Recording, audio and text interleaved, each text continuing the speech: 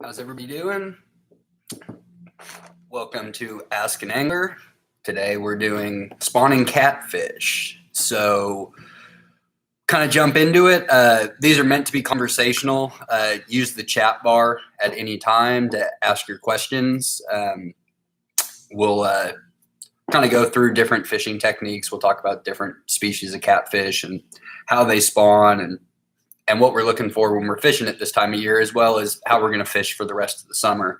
So if I'm moving too fast, if I touched on a subject you'd like to learn more about, or maybe I didn't discuss something, use the chat bar at any time. I'll answer questions as we go along. And then when we get towards the end of the segment, we'll do kind of a Q&A.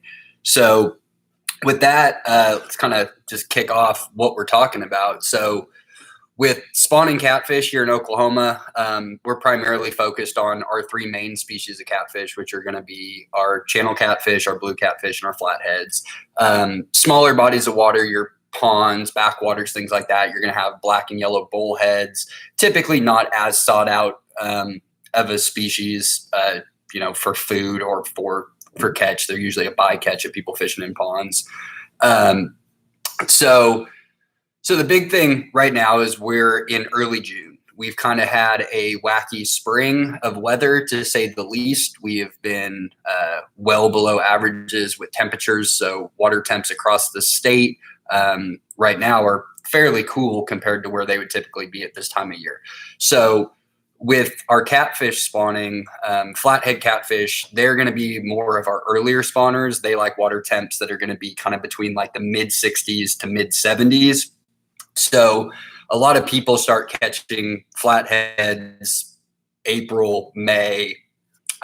Blue catfish is good all year round. Most catfish are pretty good year round. Flatheads shut down in the winter, but blue cats and channels you can pretty much catch 12 months a year pretty consistently. So as we get into June, we're looking for water temps that are going to be between 70 to 75 degrees up into the mid 80s. So not all catfish spawn at the same time. Their spawn is much more drawn out than our other game species, where bass and crappie you might have on a body of water, they're going to finish up the spawn for the species in maybe a couple of weeks, 3 weeks. Whereas catfish, it's going to be drawn out. It could be drawn out for a couple of months, especially if you get a cold front that comes in, lowers water temperatures, even just a couple of degrees, it'll really draw that out. So we're just jumping right into fishing questions. So where can I find stripers at this time of year? Stripers are going to be, Texoma, below Caw Dam, below Eufaula Dam. Tailwater fishing is pretty good at this time of year. You're going to start seeing some top water action kicking off here in June, but Texoma, Eufaula, Caw, Keystone, those are going to be the four big places to go striper fishing. Texoma, good place to find catfish when bank fishing. Well, at this time of year, again, we're looking at fish that are coming into the spawn. So what fish are really looking for is going to be holes to spawn in. Typical areas are going to be heavily wooded areas, like a lot of snags, hang-ups. For lakes, riprap is typically your primary spawning areas on your big reservoirs. Provide lots of nooks and crannies and holes for female catfish to lay their eggs, and then for the males to guard the nest. So that's another thing. Female fish, they get in, they get out, they find a nest, they drop their eggs. The male will fertilize, and then he'll sit on the eggs. He could provide parental care for, depending on water temperatures, if there's not a drop, it could be 10 days, could be 14 days. And in those times, those fish aren't really feeding. They're just looking at providing parental care. So your best places to look, at Texoma are going to be on the dam, points that come out that might have riprap, laydowns, things like that. But you're looking for areas where deep water transition, you're coming out of deep water into shallow water, and in those areas is their nesting sites, because again, these fish don't spawn all at the same time. So one of the big things is you're just going to have a rotation of fish coming through. So if you can find good spawning habitat, you can typically target that area and catch fish throughout the spawn, especially on a lake like Texoma where catfish populations are so abundant.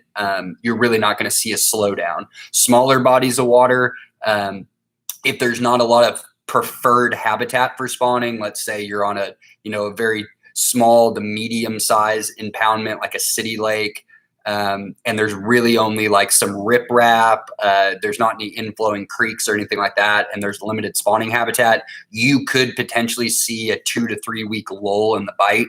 As those fish kind of spawn within that period, it can really shut down, because once those females, they lay their eggs, they're going to go back out, they're going to recuperate for, depends on the fish, but it's going to be probably several days, could be longer than that, especially depending on weather conditions and water temps. And then those males are going to guard the nests, and they're not going to be feeding. So when we talk about spawning catfish for fishing, we're really talking about catching fish during the pre-spawn and then catching fish during the post-spawn, which is all going to happen at the same time of year because these fish spawn over, multiple weeks. As different fish come and go. So the idea is to find good spawning habitat and target those areas on bodies of water that have an abundance of fish, and you're getting pre-spawn fish that are coming into gorge before they're ready to spawn. And then you're also going to get fish that are looking to feed after they've gone through the spawning process, have recuperated, and now are looking to gorge. So like I said, on bigger reservoirs with abundance of catfish, you might not notice that there's a lull in the bite. But on your smaller impoundments, you're probably going to notice that, man, fishing was awesome. We were catching just a ton of catfish. It was super easy, just nailing them left and right. And then all of a sudden one day it just kind of shuts down, and the weather hasn't changed. The water temps haven't changed.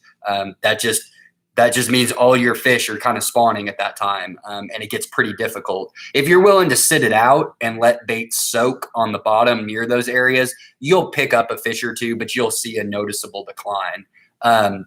Certain water depth from T510,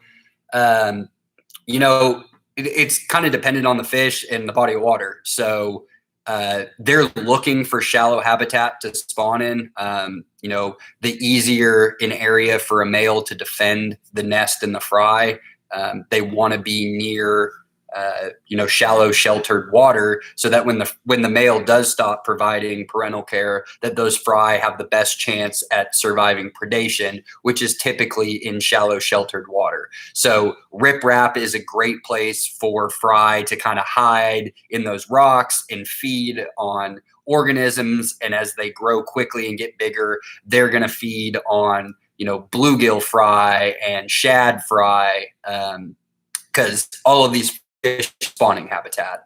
But they're also going to look for, if you're fishing in rivers, or if you're fishing on a body of water that maybe doesn't have a lot of riprap, you're looking for cut banks. Do you see an area where maybe there's some erosion where water's come up and it's come back down? There's going to be holes in those banks. Do you see trees that have fallen over that are in the water in shallow areas off of main channels? That's where your fish are going to be looking to end up to spawn. So water depth in general, you're looking for shallow sheltered water that has holes. So riprap downs, cut banks, things like that. That's where those fish are looking to go. So let's get into kind of how you'd fish them, because there's lots of different ways that you can fish for these catfish.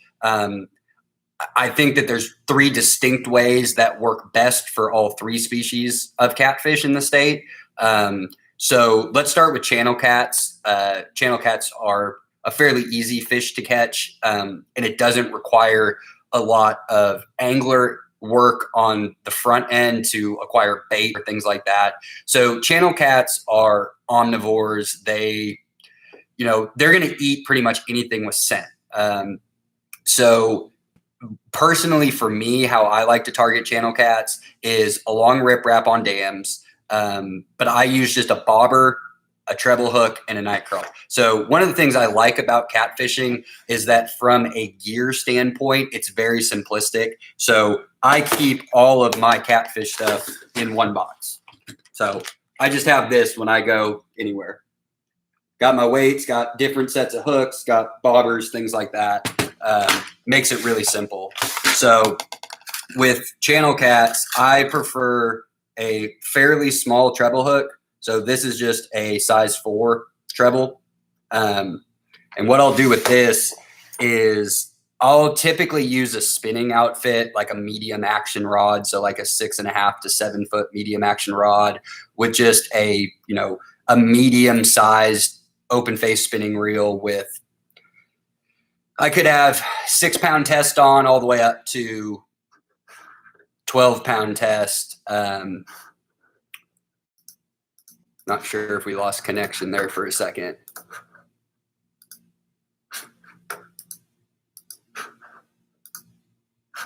Still shows that we're going. If it cuts off, let me know in the chat bar. But anyway, so looking for our treble and then just a bobber. But like I said, we're looking at 8 to 12 pound test, 6 to 12 pound test. Typically I'm looking to target like 2 to 4 pound channels if I'm cleaning fish. Looking to get into some bigger fish, you might want to opt for kind of the heavier end of your line spectrum. So you could be looking at 12 to 17 pound mono.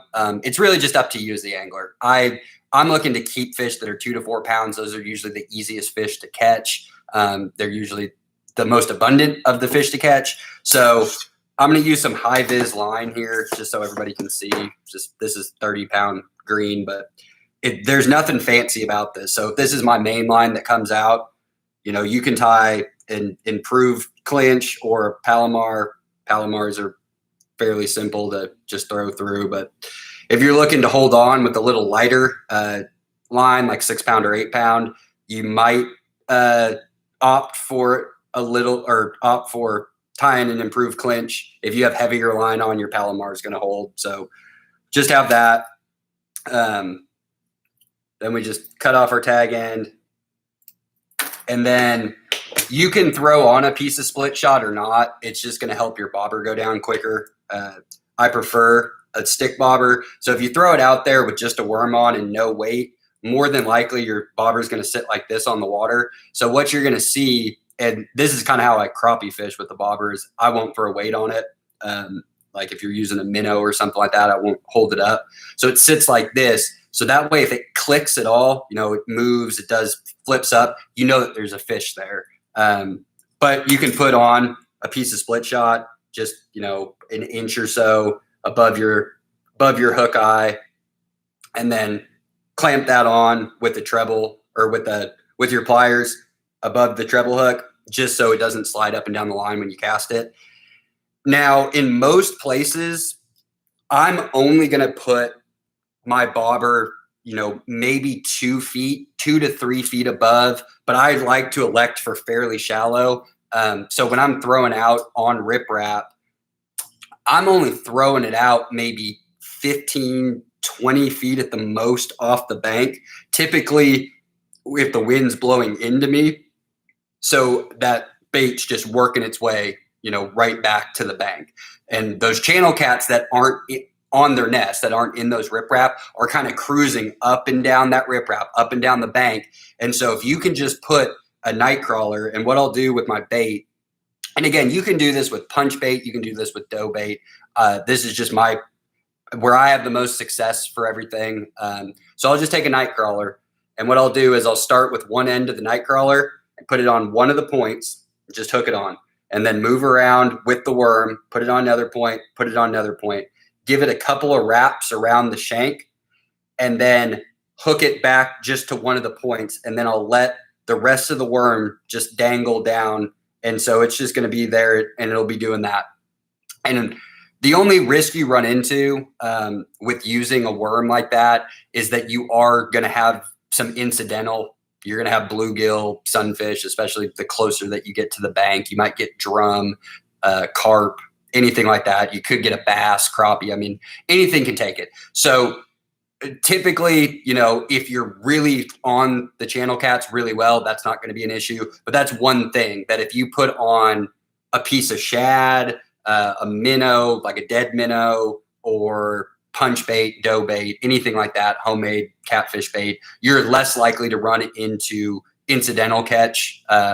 Because if you have that worm dangling down, you can get, your line taken by lots of sunfish. So that can be a frustration if you're like set out specifically to catch, catfish, and particularly channel cats. But that is how I fish for channel cats all of May, all of June, into early July.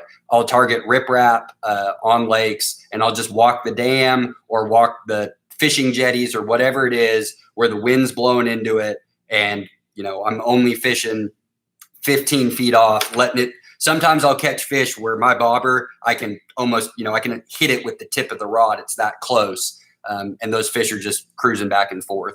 So that's the easiest way for beginning anglers, for people who want to go fishing with your family, things like that. It's super simple. It doesn't require a lot of equipment or anything like that. Like I said, you could have 6-pound test on, you could have 17-pound test on, doesn't really matter, but just a smaller size treble hook. I don't like to use too big, especially if I'm trying to keep them. They go and they get that. The second they close their mouth on this, you've typically got them, especially if they pull that bobber under. The bobber provides just enough tension. So when you go to set the hook,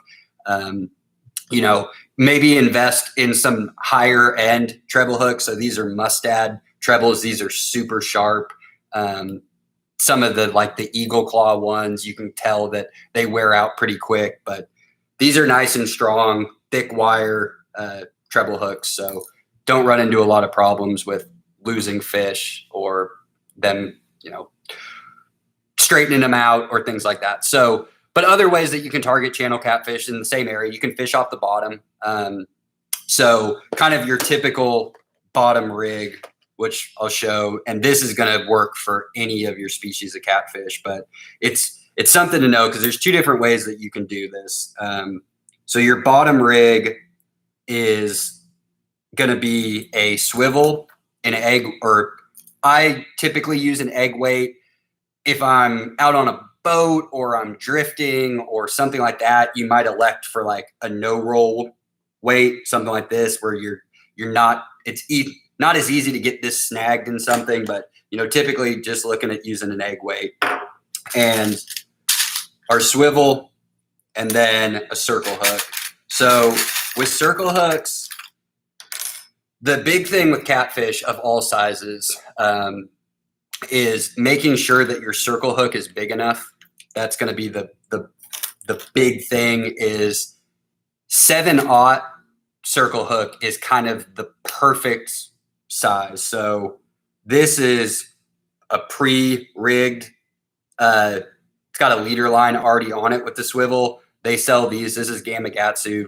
I have a few of these in my box, but then I also just have kind of a eclectic group of trebles. But here's a 7/0 hook with the leader line, and then one that you can tie on. And the big thing is that size right there. You want to be able to fit a quarter in between your hook point and the hook shank. If a quarter can fit in there, that's big enough. Because what you're looking for with the circle hook on a catfish is when they take it, that hook has to be able to turn when it's coming out. It has to be able to clear the fish's mouth.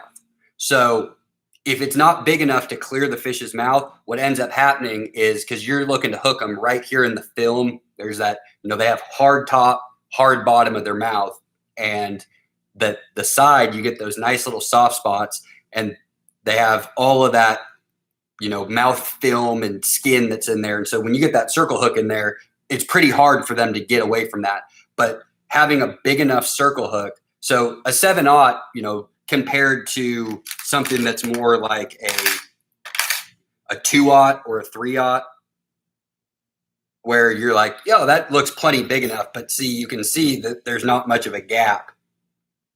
So if you use these smaller hooks, it's not to say you're not going to catch fish. You'll hook up on fish, but you're going to lose more bites with these smaller circle hooks. So if you're looking to improve your hookup rate, 7/0 should be your standard. Now, if you're looking at targeting really big fish and you want to have a real heavy hook on there, then you're looking at something more like a 10-aught.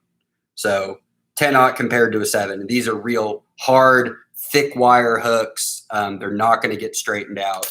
But when they get that in there, you want it to be able to clear the mouth. So when it turns, stays right there in the corner of the mouth, you're going to have good hookup success. So when I'm running a circle hook, I typically won't run a circle hook in the middle of the water column unless I'm jug line fishing.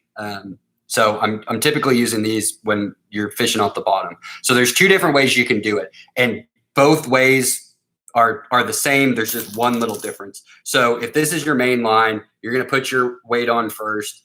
Now, depending on depth and current, so if you're fishing in a river, you might want to use a 4-ounce weight, to be able to hold the bottom, especially if you're fishing from the bank and you're looking to target back eddies or laydowns.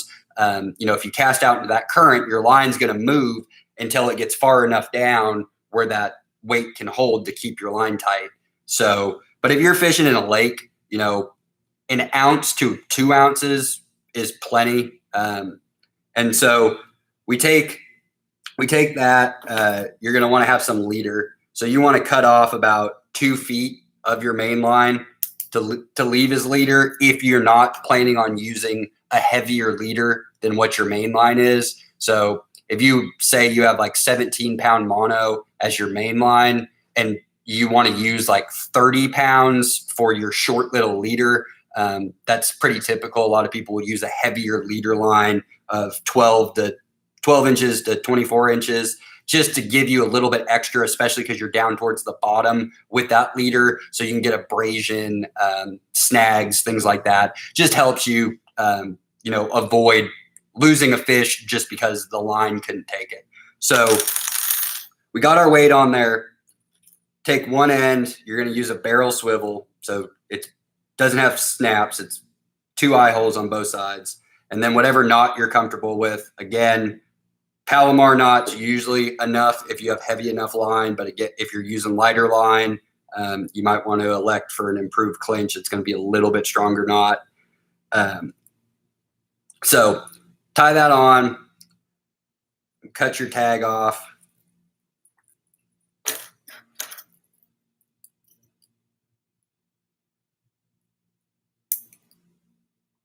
And then we take our leader line.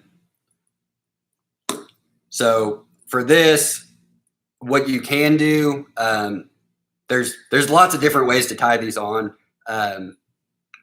So with this, I'm just going to tie an improved clinch. But what you can do is tie a Palomar do your leader line first and tie your leader line on. So you can just do a Palomar and then it's already hooked up. And then you can tie that on this side, makes it a little bit easier.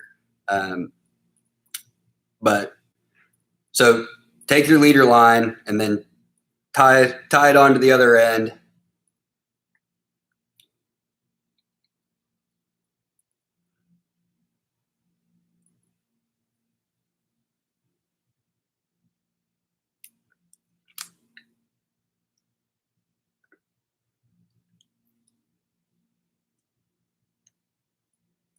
So we got that on. So this is where there's 2 differences of using a bottom bouncing setup.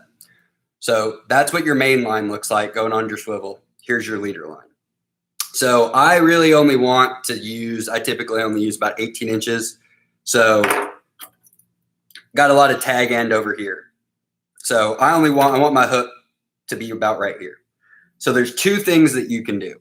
You can just straight tie on your circle hook to the end of it, bait it, throw it out. Works fine. But some people are partial to getting it up off of the bottom. So it's called the Santee rig. So Santee Cooper, which is in South Carolina, premier blue cat fishery of the country, just like Texoma. Here in Oklahoma, Texoma and Kaw are 2 really great blue cat fisheries. And then we have great cat fisheries everywhere across the state. The entire Arkansas system, the entire Neosho system. some of our southwestern lakes like Fort Cobb, Waurika, great catfish lakes. So I'll do this. We'll just tie this on so that we have it. And bass anglers might, or non-catfish anglers are going to know this is a Carolina rig. It's just a bottom bouncing rig. So we're fishing this off the bottom with bait. So it's going to look like this. What I'm partial to a Santee rig. And what a Santee rig is you take either a peg float, or before we tied our hook on, you can use a slip cork and put it on there. But all you're looking to do is, I want to get this so when it's sitting on the bottom, my weight's right here, this is the bottom. I want my line to be able to float up. So you're looking to go, maybe 12 inches up, and you got 6 left for your hook.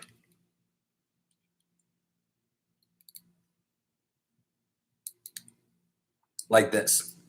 So when we're down on the bottom, instead of this hook just sitting with your bait straight like this on the bottom where there's weeds and hang-ups and snags and everything else, this is just going to get you up off the bottom just a little bit. So, you're going to be 6 inches off the bottom because it's going to bring you up 12, and on an 18-inch leader, it's going to bring the float up 12 inches, but then your hook is going to be set 6 inches below. So you're going to be 6 inches off the bottom. So you're in a better area of the strike zone. Get it out of that muck and the film, and it just gives a visual presentation for the fish that can really just help you hook up a few more fish. But either way, peg float, slip cork, or just straight on the bottom. But that's going to be your very prototypical catfish setup for all 3 species of catfish. But what you use for bait is going to be, very different. So if I was fishing for channel cat off the bottom, I would more than likely be using a treble hook, and probably not just a treble hook. I like to use worms, but a lot of people, if they're going to use a bottom rig, they're going to use something that looks like this. So you're going to have your dough bait, your stink bait, your punch bait, where you dip this in, cover it up. One tip for using these, make sure that your punch bait is in a semi-solid form, so it's not completely liquid and it's not completely firm, so that you can get it onto the bait where it will hold. And so when you pull it out of the bait with your stick or your spoon and it's completely covered, that it sits on there. But what you want to do before you cast, dip it in the water for about 5 seconds and let it soak. And that's really going to create a tight bond. So when you go to cast it out there, you're not going to lose any of that.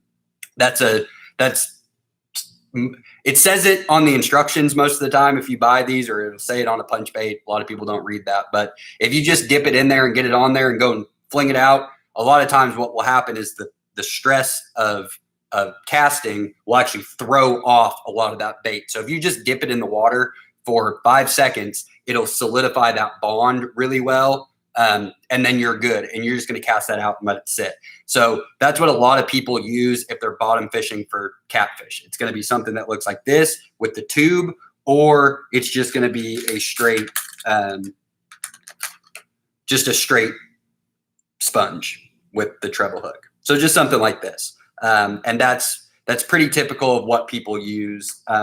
Again, I'm partial to using, getting it up off the bottom with a float. So I might elect to just go with a straight treble hook on the end of my line with my float and a night crawler on this, which is going to pick up again. If you're targeting channels, that's what you're mostly going to pick up. But again, by using that night crawler, you could pick up drum and carp and, number of other species. You're using that punch bait, more than likely you're just going to be targeting channel catfish.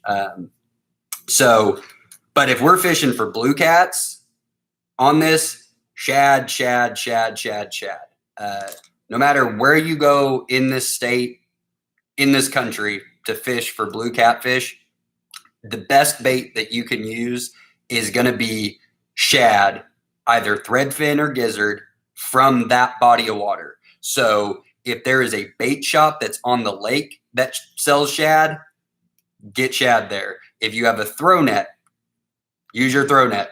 If it's allowable. In most of our big reservoirs, throw nets aren't an issue. If you're fishing city lakes or smaller impoundments, look at the current regulations, look in the special area regs to make sure that a throw net is allowed. But that's the best bait you can use. Cut shad from that body of water is your blue cat specialty. And one of the things that you want to do when you hook that bait up with the shad, make sure that you hook it in a way that it ends up down below. So there is no chance that it can turn up when you cast or when it's in the current or on the bottom, where that bait can turn to cover, this gap. That gap has to be open. You get that bait caught in there, that fish is going to grab it. You're going to go to set the hook, and it's not going to allow for that circle hook to turn in the mouth. But your shad is, if you don't know how to throw a throw net and you want to get shad, they sell throw nets now that come with like instructional videos. They're not quite as difficult. They come with a ring on them, which helps you learn how to throw a throw net. But shad. If you can't use shad or you can't find shad, catch a bluegill. Catch a little sunfish. I always keep like a little micro light with me everywhere I go with just a little, just a little tiny hook like that with a piece of worm, and catch a sunfish and cut it in half and use that back end, use that tail. That's going to be less effective, but it's going to give you a better shot because blue cats are targeting specifically shad almost all of the time. So you're going to be hard to outfish anything for blue catfish that isn't shad from that body of water and fresh shad. If you catch shad and you put them into bags and you freeze them and then you thaw them back out, it might, you're going to catch fish. But honestly, your best bait is catching those shad when you go to the body of water, putting them in your bait bucket, cutting them fresh, letting all that oil and everything off of them when they're fresh, and that's going to be your best blue cat bait. I'm going to go back over and then if you're flathead fishing, then definitely catch your bluegill. So if you're targeting flatheads, go with the 10-aught hook. Go with something that's big. More than likely you're looking to catch a substantially sized fish. So, blue cats, you're going to catch a lot of fish that are 2 to 6 pounds. And then your bigger fish, it kind of gets eclectic after 6 to 7 pounds. You could catch a 60 pounder, you could catch a 25 pounder, you catch a 15 pounder. Channel cats are kind of the same way, where most of your fish are going to be 2 pounds to 6 pounds. That's going to be your most abundance of fish. But again, you might hook into a 15 pounder. You catch a channel cat over 20 pounds, that's a trophy fish.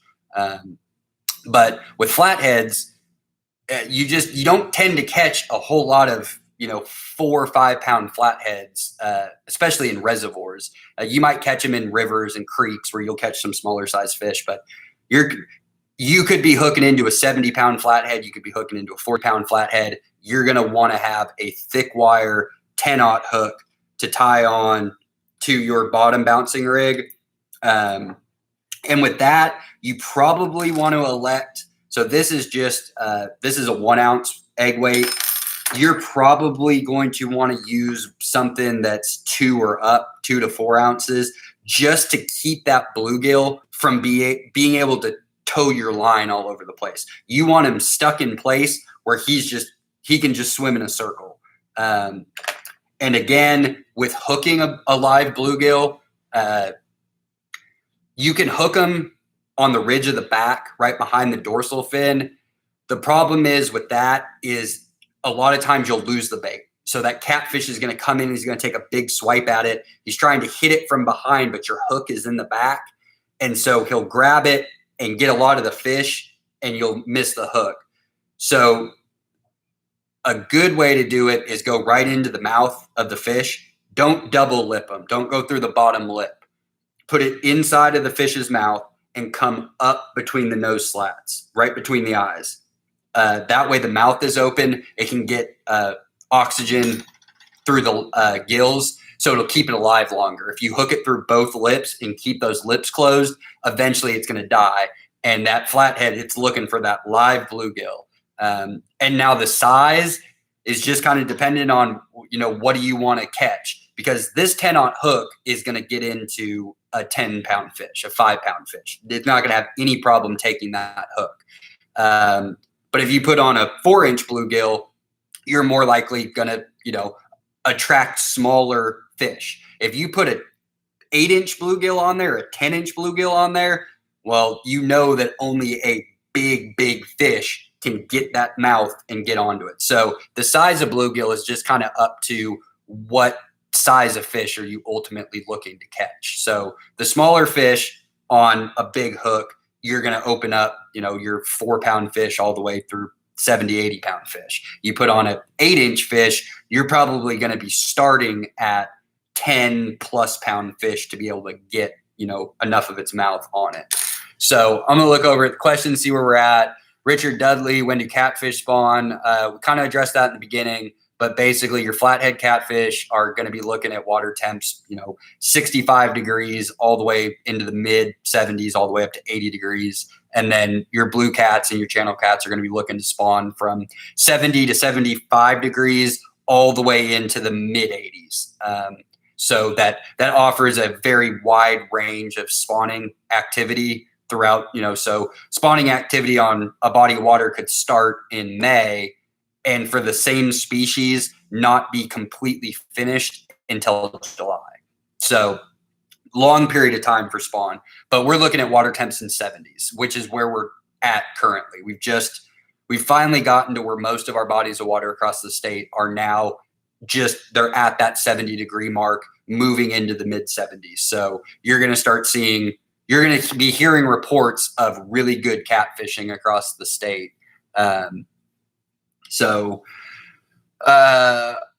When do shad spawn and where would be a good place to get some? Hard time to find right now. Well, threadfin took a beating during this winter storm that we had in February where we iced out across the state. We had a pretty significant shad kill off.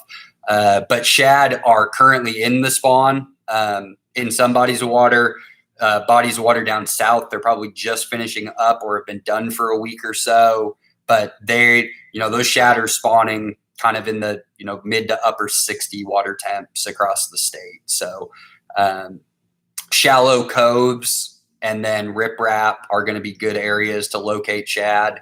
I was just down at Texoma a few weeks ago, and there was threadfin that were spawning in the coves there and water that was this deep. So we're going to be in the shad spawn in a lot of bodies of water, especially in the northern middle part of the state. The southern part of the state, it may have concluded, but if you're looking for areas to target spawning shad, you're going to be looking at along your riprap and then in the backs of your sandy, shallow coves, especially on the wind-driven side where those fish are getting pushed up into. It'd be a good place to look.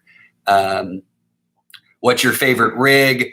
Again, for channel catfish, bobber, treble hook, night crawler, 2 feet below. I'll adjust that depending, if I'm fishing riprap. I'm in central Oklahoma. One of my favorite places to channel catfish at is Lake Guthrie, which is just southwest of the town of Guthrie. There's Lake Liberty and Lake Guthrie. But Guthrie on the riprap on that dam, water levels had, in the last 10 years, I fished it where I've been standing on dirt at the bottom of the riprap because the lake was so low. And I fished it where the water was almost up to the road.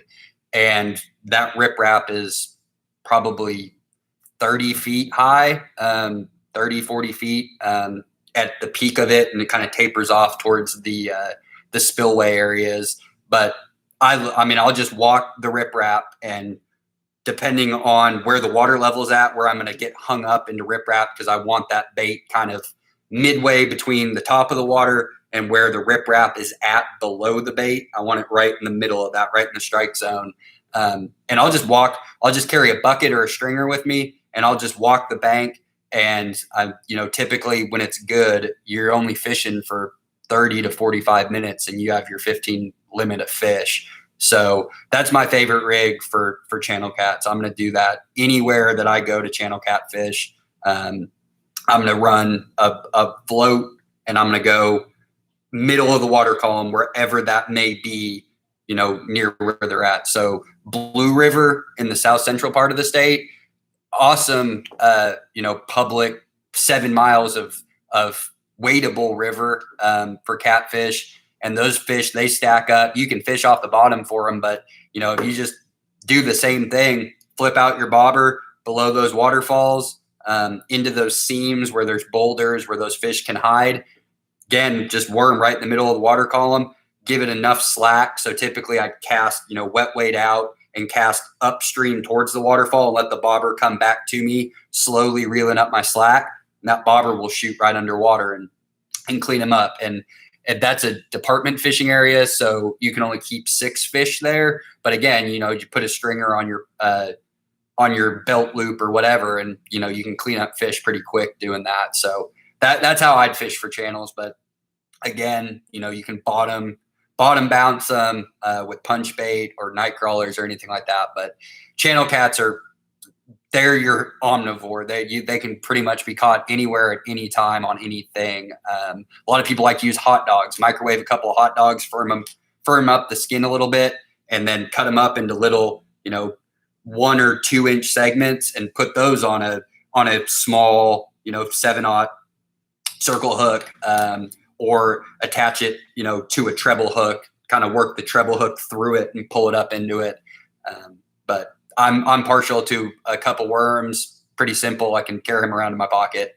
And then for blue cats, I mean, honestly, if I'm going to go try to catch a bunch of blue cats, go jug lining. That's going to be the easiest way to catch a lot of fish.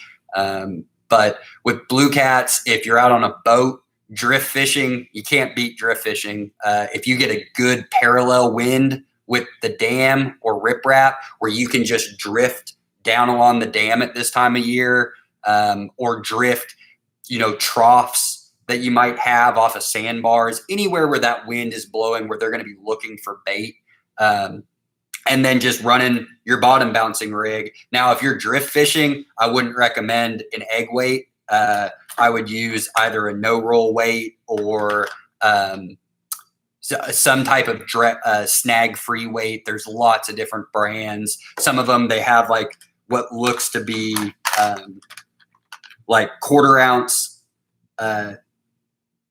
egg weights like this, but they're in a vertical presentation and they go down to a stop, and then you have an eye hole up the top, and then that kind of drags along the bottom. You have ones that have like sticks that come off of the actual lead part of the weight, so it's just like a pen that's like this, where the majority of the weight's up, and that just kind of drags along the bottom. Use a drift sock. Cabela's, Bass Pro Academy online. If you're drift fishing, you want to be going as slow as possible, so having a drift sock's really going to help. If you can't, then you probably don't want to drift fish unless the wind is just barely moving your boat. You get out there in 10 mile an hour wind, 15 mile an hour, you're just going to be moving too fast. But a piece of cut shad. So you're out on a boat, run to your bridge pylons or a marina. And if you're allowed to throw a throw net, go get your shad, put them in your bucket, bait up your rigs, off the side of your boat. And just work them along those flats right off of the dam at this time of year.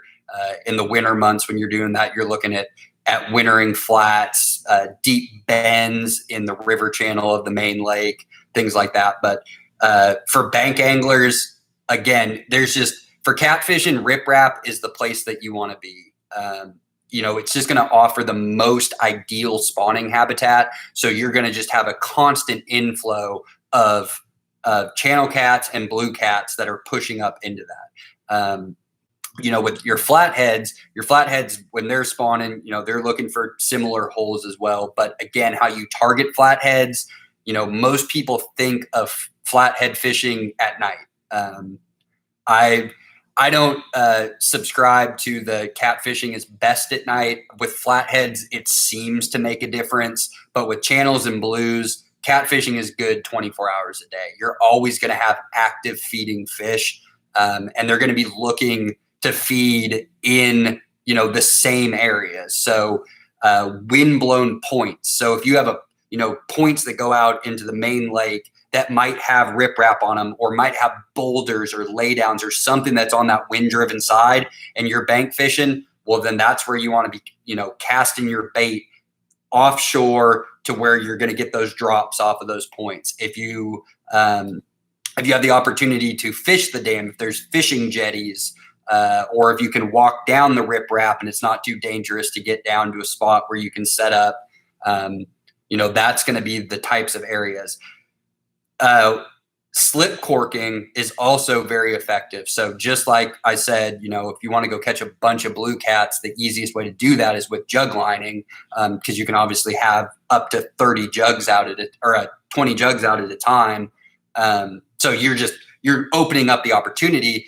And I'm not the type of person who likes to have, we're allowed to have 7 rods in most, big reservoirs. That's just too much for me, especially when the fishing's good. I might have 2 up by myself. If I'm fishing with somebody else, we might run 4 or 5. I don't like having 7 rods set up at the same time, especially if the fishing's good. I've lost too many rods. I've broken too many rods. That's all up to you as the angler. But if you can get into those riprap areas and maybe have a couple off the bottom and then a couple with slip corks, depending on what the depth is off of that dam, you probably only want to go down about 10 feet. So 10 to 12 feet below a slip cork, and just using, again, and with leader lines like this, I'm not sure how long this is. I don't think it's 10 feet, but if you buy one that's pre-packaged like this, your slip could sit right on this, and then you put a bobber stop up above that.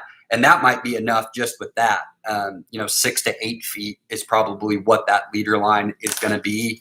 And that's probably enough at this time of year. You're going to have fish that are going to move up into the water column.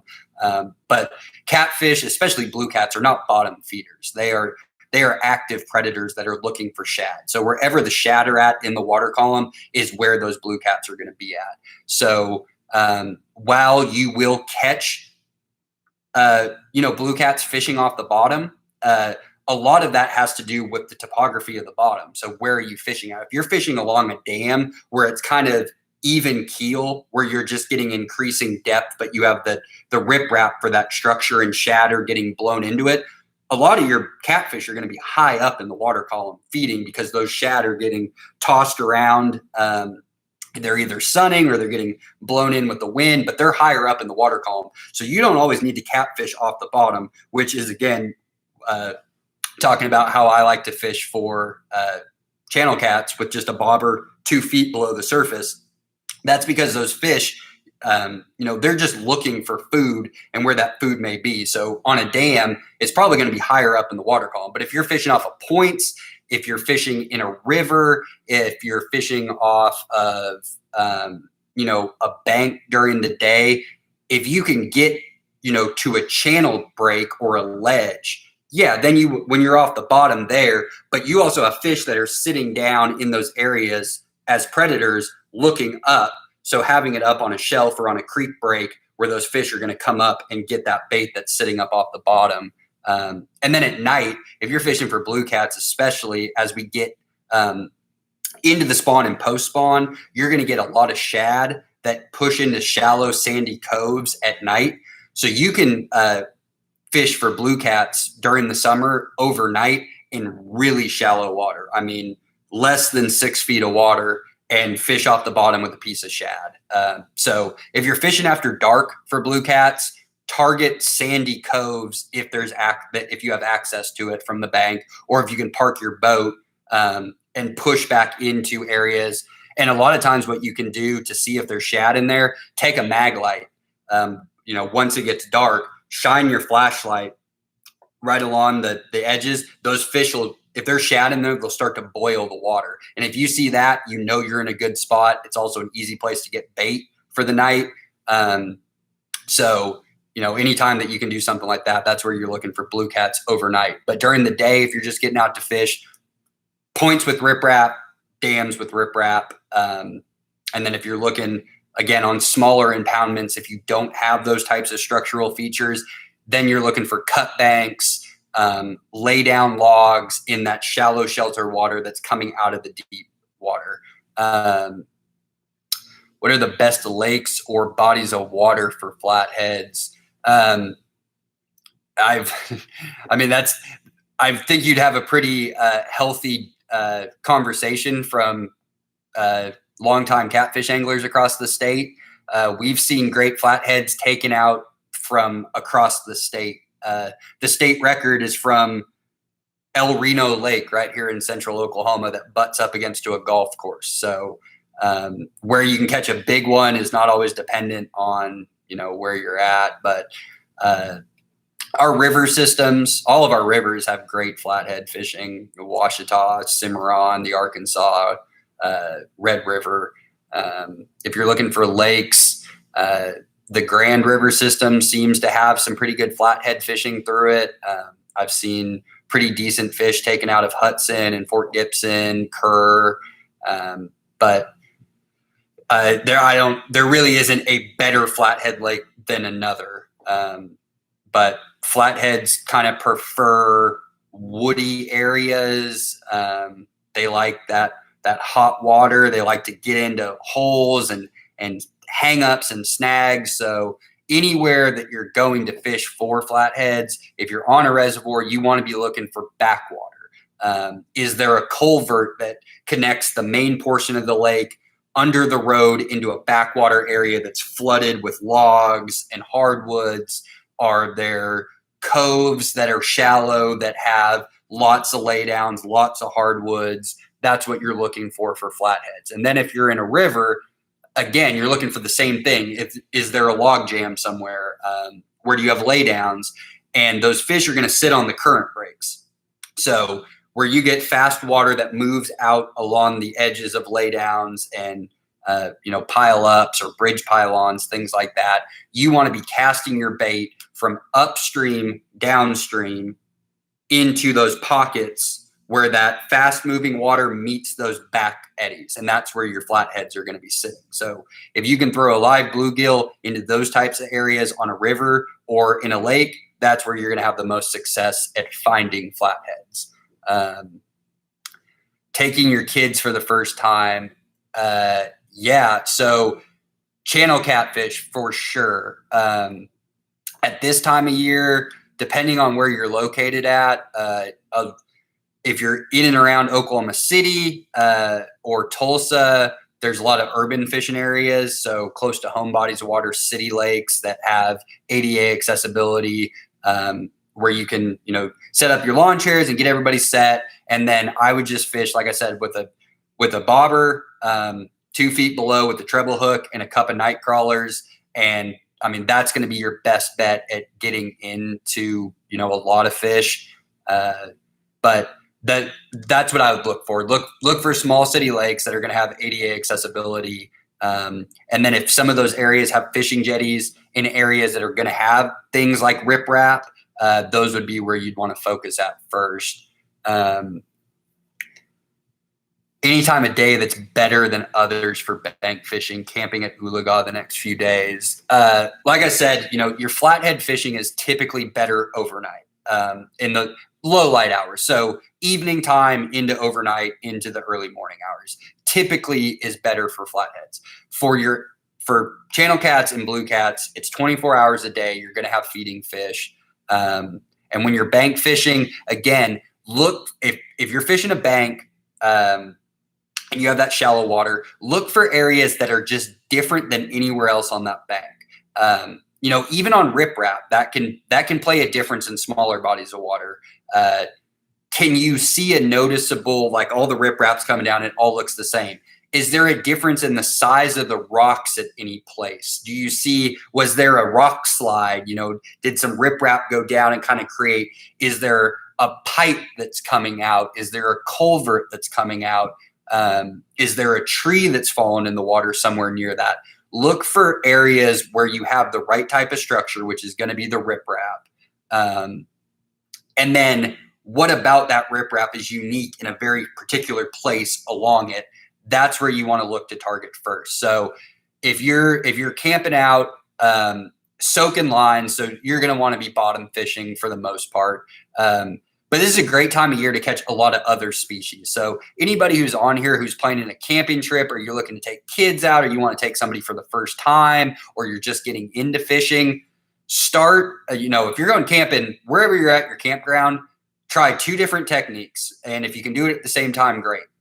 Fish with a treble hook with a worm on it 2 feet below your float and cast it out, depending on water clarity, if you can see what's in the water, but get yourself out away from the bank, a little bit. But again, you want to be somewhere in the strike zone where, especially if there's shallow water that's dumping out into deep water. So is there a little point that comes out where it kind of flushes out?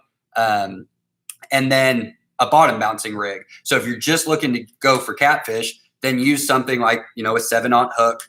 Put if you can get shad from a bait shop, or you have a throw net, throw your shad on there. If you can catch bluegill or sunfish in the area that you're camping, catch a few sunfish and, cut them up in half and throw them in a Ziploc bag so that you have them, and then use that for your bait, because that's effective. I mean, in most big reservoirs, you have shad, but in a lot of smaller impoundments, like if you're fishing it close to home or a city lake, you might not have shad.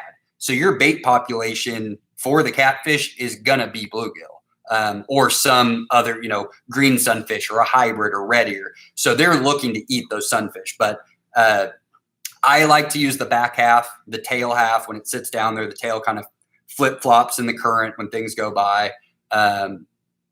But you can use the head. I've never had as much success with the head of the fish as I have with the tail. That could be coincidence. I don't know, but I typically favor the tail. So bluegill are always an option. They're typically pretty easy to catch wherever you're at. So always keep a rod or some tackle in a box where, you bring something. You obviously don't need to have all of this, but some split shot and then just some small hooks that you can throw underneath a bobber. Just right, almost right on the bank. Only put your hook down about that far below the bobber, 6 to 12 inches, and you should be able to catch sunfish at this time of year wherever you're at in the state fairly easily. So that's always a good source for bait that's from the body of water. I'm a big advocate when you're fishing for catfish that you're using bait that comes from that body of water. That's just, they're used to that. I feel like you're going to have the most success using natural bait that comes from that body of water if you're going to use a fish.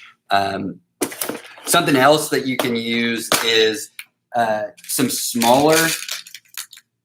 smaller kind of like an octopus hook like this. So this is going to be a size 1 or probably a size 1 octopus hook. And you can do this the same exact way with your egg weight, but instead of using like an ounce weight, use a half ounce or, a half ounce to a quarter ounce, and do the same thing, same bottom rigging setup, and throw that out there with just a night crawler on it, thread it up and leave the back half off. You will catch catfish doing that. But if you have the kids, the family, people, you're just looking to catch fish, you're going to catch drum, you're going to catch carp. If you're on bodies of water that have walleye or saugeye, you're going to catch those. You can catch a largemouth bass off the bottom. You can catch a really big sunfish fishing off the bottom like that. It's just going to open the playbook of fish that you can catch. So anybody who's on here, if you're bank fishing, I have a few different setups. You start getting into the 7/0 hooks, you're looking specifically for catfish, but you've eliminated everything else. So you're looking to do something with the kids or camping, always have a few different sizes of treble hooks and circle hooks and octopus hooks. So you can fish the same exact way, just with different size hooks to allow you to be able to catch a multitude of species. Whole shad, cut shad, why one or the other? Cut shad, mainly for, mainly because you're saving bait. So if you get a nice shad that's 6 inches long, you could cut it in half or you could cut it in thirds. And now you have 3 pieces of bait as opposed to, just chunking one whole out. And when you cut them in half, that allows for the oils, the guts, everything like it's going to scent, because catfish, unlike other warm water species that feed off of sight and sound, they feed off of feel, taste, and touch. So those barbells and everything like that, they're using their senses. So scent is a big thing for attracting catfish. So cutting them is going to allow those oils to drift in the current. So if you have fish nearby, they're going to come over to check it out. If you throw it out there whole, you're only going to get a little bit of just what the oil that's on the fish, but it's not, now it's dead. It's not giving off anything to stimulate any of the senses. So essentially you're relying completely on sight with a whole fish. So that catfish has got to swim over. The water's got to be clear enough for it to see that bait to get it. Once you cut it, it can use its other senses to find it. So cut bait when you're fishing for channels and blue cat. But when you're fishing for flatheads, you're fishing with a live bluegill, and that's stimulating the flathead. It's being alive, so it's hooked. That fish is already in the water, and it's sending off signals that something's wrong because you have it on a hook. So it's excited, it's nervous, it's going all over the place. And that vibration and the senses that are going off, that's what's attracting in, your flathead catfish. Now, if you're using a 4-inch, 5-inch, 6-inch bluegill, fishing that way for flatheads, overnight, you're probably good with just flatheads. If you do that during the day, there is a pretty reasonable chance that you'll hook into a pretty substantial largemouth bass doing that. 3 pounds and up. I mean, depending on what body of water you're in the state, fishing with a live bluegill off the bottom in the right area during the daytime, you can get into some really good largemouth bass doing that. So, but that's going to be your difference between whole fish versus cut fish. It's just because they rely on taste and touch as opposed to sight and sound. Is Crystal Lake any good for catfishing? Yeah, I'm pretty sure there's all 3 species of catfish in Crystal Lake. It gets a lot of pressure. If you're willing to walk around the lake or take a kayak out into it. But it's got quite a few catfish that are in it. There's also Kitchen Lake that's down the road. There's the Oklahoma River. Oklahoma River doesn't get fished a whole lot. They've been doing construction on the river here for the last several months. So the water level has been going up and down. But there's riprap that lines that bank. We've had a lot of water that's come through with all the rain we've had, and that's a connector. So Canton, Overholser, Hefner, all of those get connected with that. So the Oklahoma River is a pretty good opportunity below the upper reach. So I believe that's May Avenue in the city is the first dam. Lots of people fish below the dam that's off of, I think, Eastern Avenue, where it goes back into a prairie stream again after the boathouse. A lot of people fish down there. There's not a lot of structure down there, and there's a lot of hangups. But on the west end of the river off of May Avenue, you get a lot of water that comes up over that, and I've seen it completely low. There's lots of good channel breaks, so that'd be a good opportunity. If you're looking around Oklahoma City. All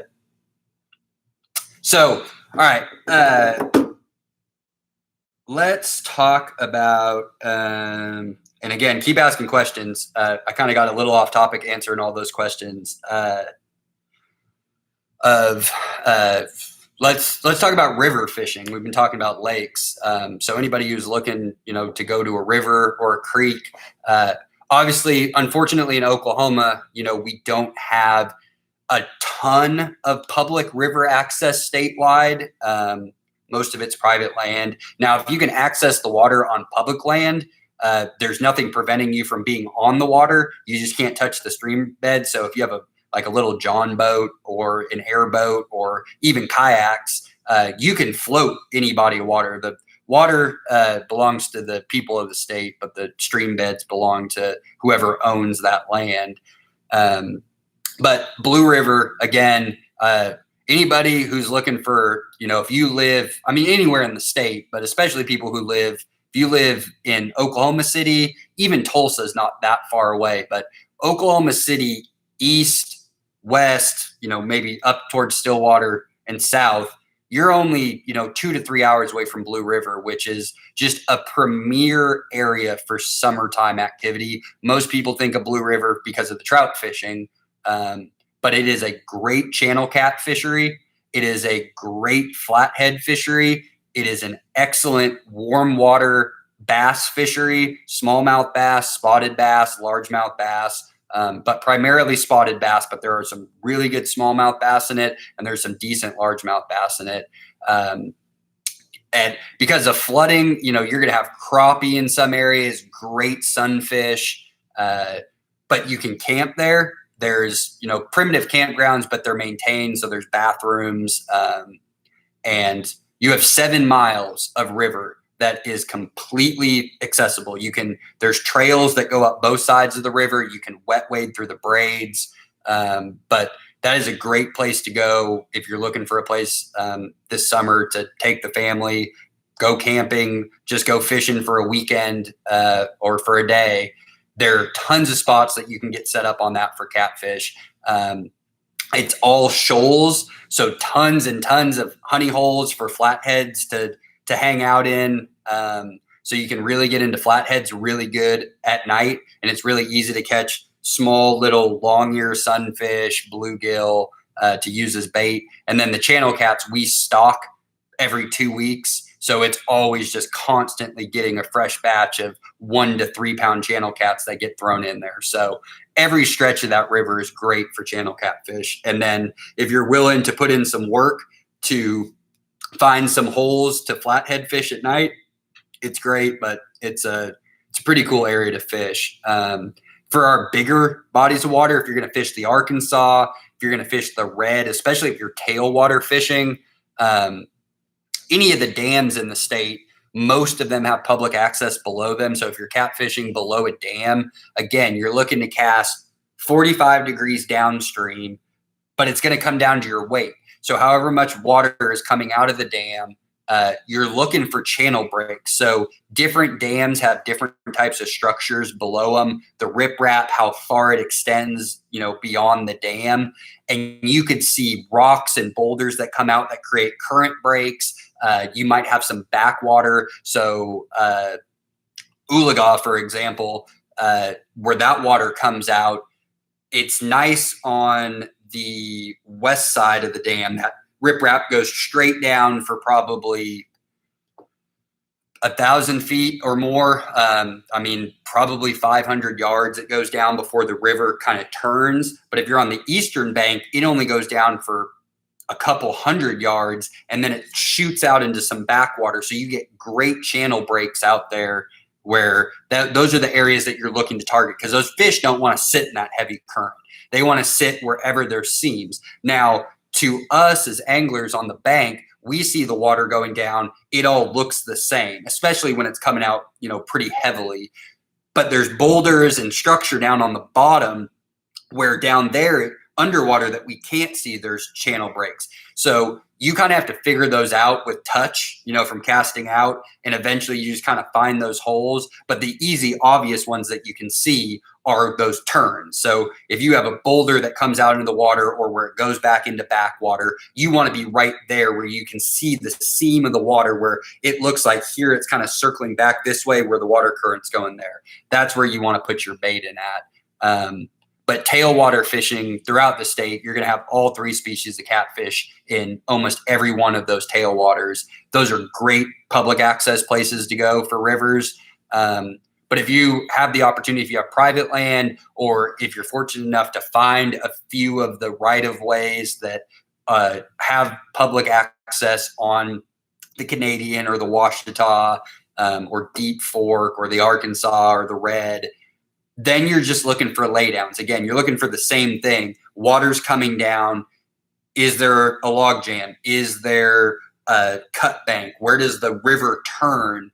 And you're just looking for those seam areas. You'll see that water on the top shooting, and it creates what looks like a visual seam where it's like this water doesn't look like it's moving, and this, you can kind of see it going like that. You want to put your bait always right on that seam. That is the conveyor belt of food for fish. And so the best way to do that is to get your, if you're sitting in a chair, if you're standing up, you're laying down, you're sitting on your tailgate, whatever, however you have your rods oriented, you want to try to be able to cast at about a 45-degree angle downstream and be able to hold the tight line.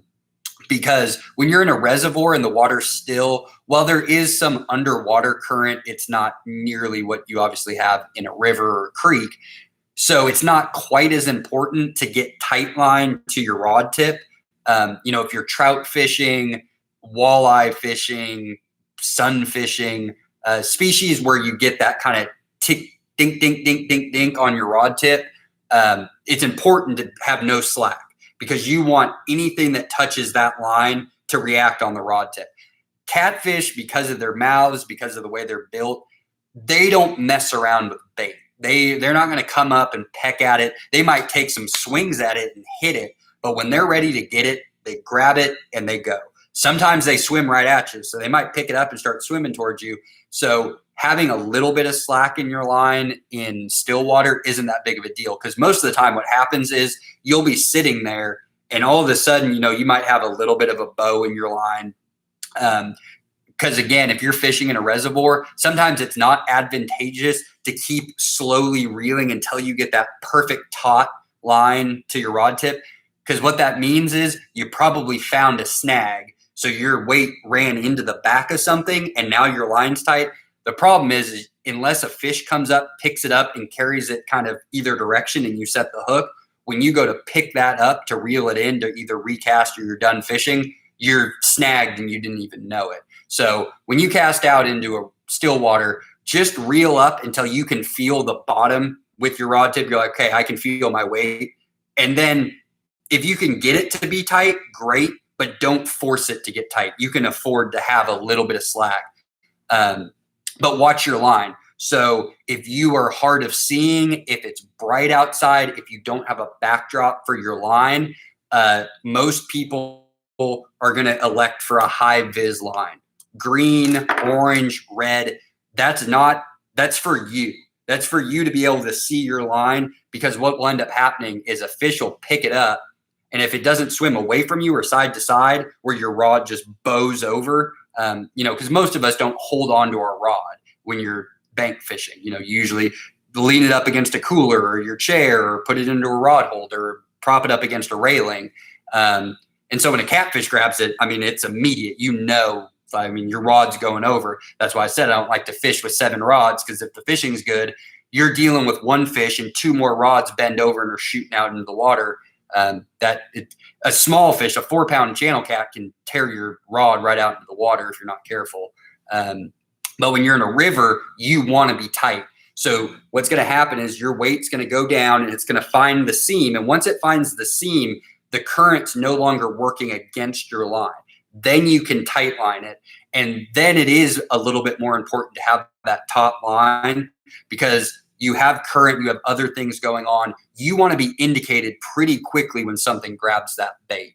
But again, you're looking for those seams that you want to get into. If you try to cast it out in that fast water, even if you have, an 8-pound or 8-ounce weight on that's just going to sit on the bottom, well, then you're probably not going to be able to pick up a fish, because if a 2-pound fish swims up, grabs it, and there's an 8-ounce weight on it, it's going to let go of that bait before you ever even knew that you had it on, unless it's fortunate enough that that circle hook turns and it hooks itself, which happens quite a bit.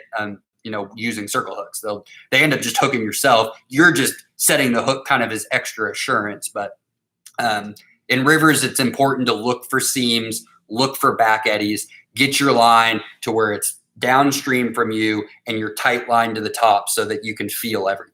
You try to throw out too small of a weight out into that current. It's just, you think you're tight, you leave your rod alone for 2 minutes, and then you look back up and all of a sudden your line is, way out of position. because that current will take it. But in still water, not quite as important. Let's see. Does it matter how wide a creek is if it's like 6 feet deep? No. You'd be shocked at the size of the fish that you can catch sometimes in the smallest bodies of water, especially if they're tributaries to bigger water. At this time of year, warm inflowing rains that we get, like we've gotten over the last weekend, I think we're finally starting to dry out here. I think the extended forecast was calling for some hotter, drier temperatures, which is really going to kick off the spawning activity because it's going to steadily increase water temperatures, but it's going to do it at a kind of a, more stable rate as opposed to cold rain, north wind, south wind, rain. It's water temps have been going all over the place. But when you're in those small tributaries, those fish go up there to spawn. So if you're on a river system, like I'll use an area I'm familiar with. So the Cimarron River in Guthrie, Skeleton Creek is an incredible flathead catfishery. Now it's not very wide. It doesn't look very big, but those big cut banks, it's that, Oklahoma, most of the state is clay. So you get a lot of erosion over the years. So you might only be in a creek that's 10 feet across, 20 feet across, but it's 15 feet deep because of erosion and it's worn it out. So you'll have holes and pockets. But at this time of year, small creeks that attach to, prairie streams, the Cimarron, the Canadians, Deep Fork, Arkansas, things like that, you're going to get real big fish that will move up into that water, especially as those rains come in, looking for holes to spawn in. And again, anybody who came in late, I touched on this very early. I'll go over it again briefly, but catfish don't eat during the spawn. So on bigger bodies of water, in big rivers, abundance of catfish, you probably won't notice a difference. Smaller bodies of water where you've been hammering channel cats and all of a sudden for no reason you go the next day, you can't get a bite. Once they start spawning, you're not going to catch fish from the ones that are spawning. But that typically doesn't matter in Oklahoma. We're fortunate we have an abundance of catfish populations in most bodies of water. And because they spawn in such a wide range of temperature, 15, 20 degree temperature range, you get fish that want to go right when they hit that first degree, and you'll have ones that don't want to go until it's as hot as it's going to get.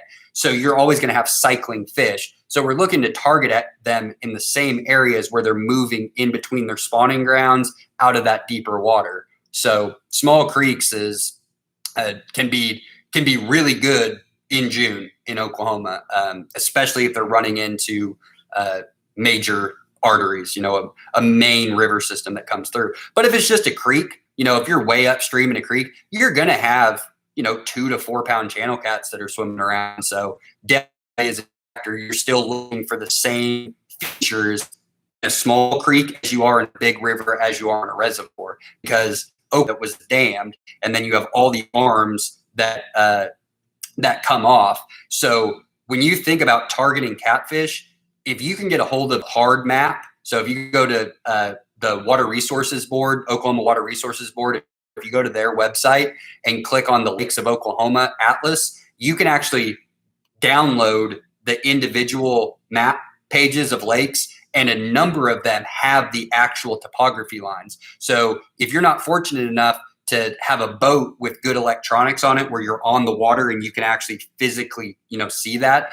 But even if you do have a boat and you're going to somewhere you've never been before, having hard contour lines to look at to begin with it can save you a ton of time, because you're looking for those same areas. The main artery, your main river channel that comes through, and then the branches that follow up. So when these fish are going up to spawn, as they come out of those wintering areas, if they're down in those channels during the winter and the spring months, you catch them in those main channels, but then they come up onto those flats, and you can see those huge flats that run between creek arms that come to the main channel, and they go up on there to feed on shad. Then they dump back out, but they follow those creek arms that go up into what we call coves or bays. Those are creek arms. And in the middle of them is an original channel that has structure and drops and ledges and hard bottom of whatever the creek that it had.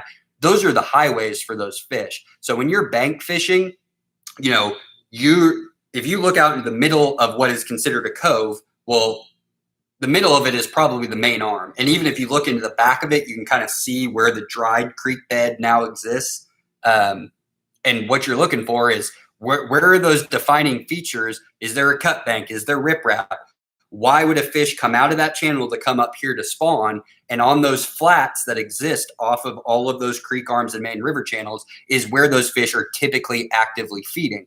And then people who use jug lines or who can drift fish, you're either drifting those flats or you're drifting the main channel. And then you're trying to target those fish that are stacked up accordingly. But, a lot of your body of water is just dead zone. Big reservoirs that get flooded, especially if you have long distances between creek arms that come in, you're just going to have a lot of kind of nothing, very gradual slope, probably old grass, old farm field, there's nothing to it.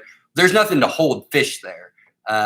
And even shad, when they're moving around, they're still looking to feed on, what they're feeding on. So they're still going to relate to that structure. So anybody who's bank fishing, again, we're looking for riprap and things like that, but that's difficult on some of the bigger reservoirs. If you're camping and you're staying at a state park and you're like, well, there's not really a lot of defining features. Well, if you're in a state park, a lot of them, you're typically on a point that, you have a creek channel that comes in, or there's a marina or something like that. So those are all those areas that you're looking at for these fish to come up to spawn, and they're just going to run through those cycles for feeding.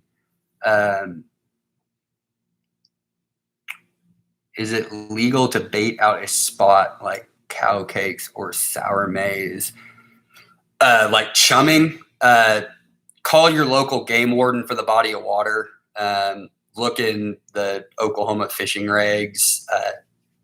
I don't have I'm not a game warden, so I can't give you a legal answer to that.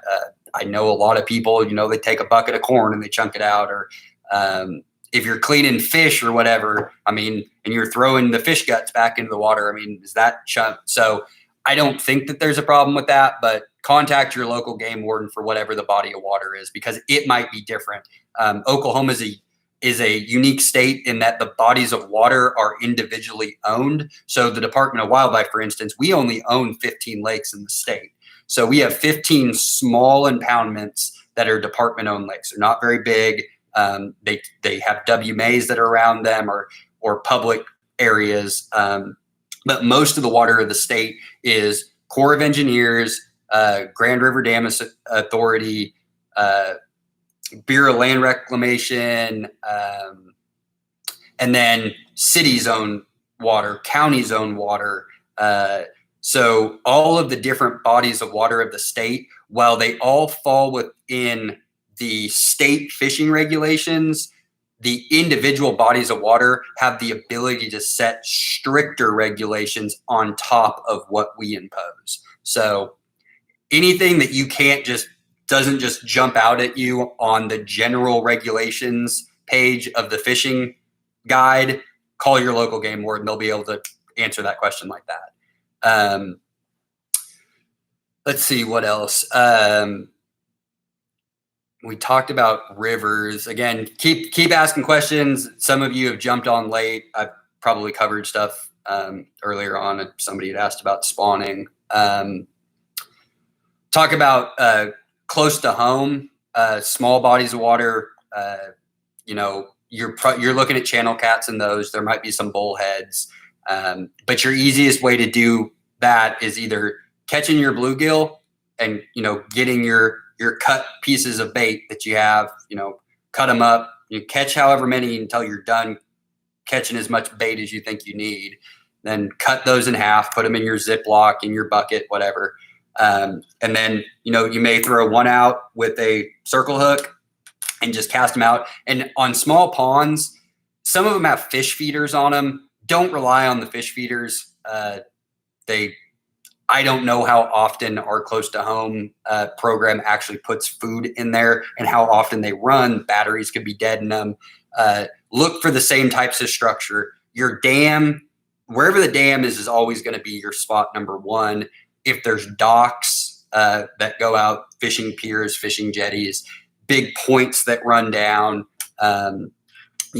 having your one circle hook that you can throw out with the cut piece of bluegill, and then your worm with your bobber. Those are going to be the easiest way to, spend a day that's, near your house, and you can take your kids. And in most cases, outfitting yourself for catfishing, if you had no fishing equipment whatsoever, no fishing rods, no nothing, your $25 for your fishing license, $15 to $20 for a pre-rigged setup at a sporting goods store, a Walmart, Atwoods, Academy, Bass Pro, Cabela's, your local bait shop, pre-rigged 6'6" medium action Shakespeare ugly stick rod that's got a reel combo. It's probably got 10-pound test on it.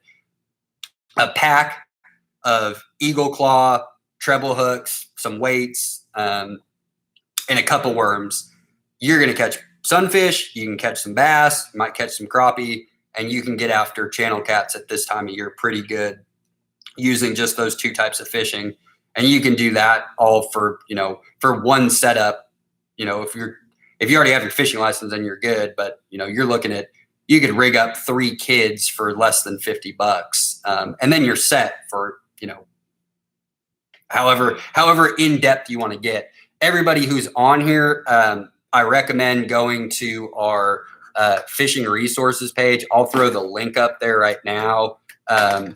I have continually been updating that, but in our Learn to Fish videos section, I'll throw up both links. But Catfish Edge on YouTube, Chad Ferguson, he does how-to catfishing videos that are on the water in real time, knot tying, things like that.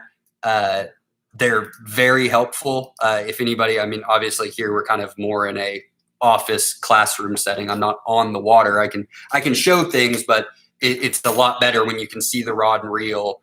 And I'll pull up his YouTube channel, but it's a great resource just to find. He's got everything. I can't think of anything that he doesn't have on there. But this is a great resource right there. So those 2 resources there, and then just for Oklahoma specific fishing tips for a multitude of species, all of the things that we have access to, our fishing reports, things like that, on our fishing resources page. So they're over in the chat bar. Those are, the one is for the Catfish Edge. Great resource. Some of the videos are long. Some of them are like 2 minutes, like, hey, don't do this. If you do this, you're going to lose fish. They're awesome. You're going to hear a lot of the same information that you heard today, but you're going to see it on the water. You're going to see it in action. And it's great. So if anything like that, if you're really interested in catfishing, check out that Catfish Edge. And then anything else for Oklahoma specific, go to our Learn to Fish videos. I continually update them. I'll move seasonal information up. But there's good how-to instructional stuff on there for fishing. And then our fishing resources page just covers as much topics of Oklahoma as we can at a time. Best noodling areas. So noodling is obviously a dangerous endeavor.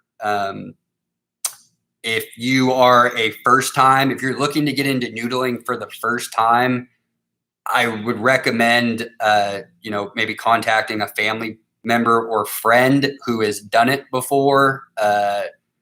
Call your local game warden, see if they know somebody in the area. If it's a first time, if you've done it before and are looking for somewhere new to go, again, rip wrap along dams, big reservoirs. You can have old road beds, things like that.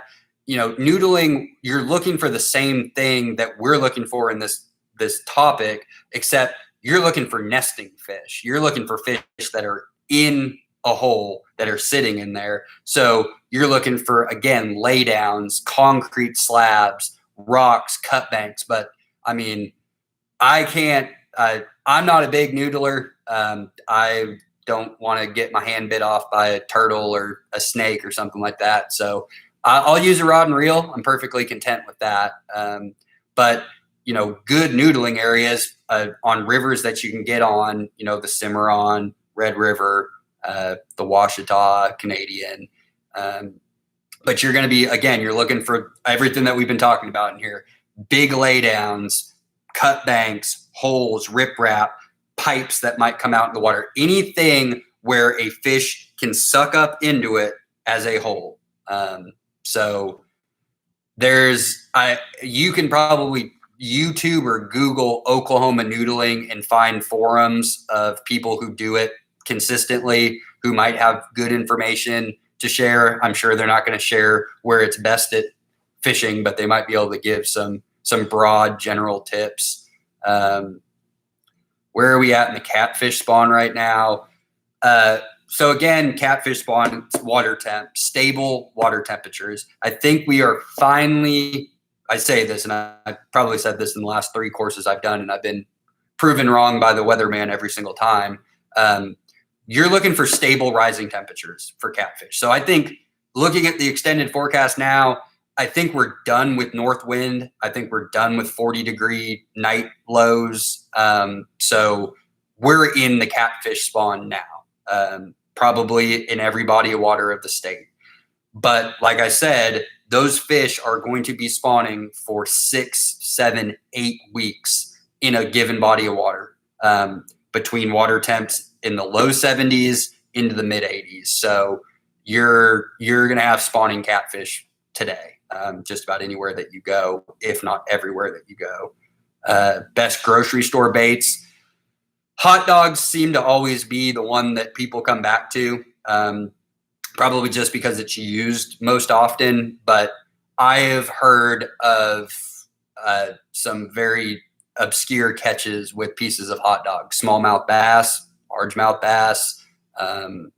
But the one tip for if you're going to buy hot dogs are Wonder Bread. Wonder Bread works great for carp, but it'll also catch catfish.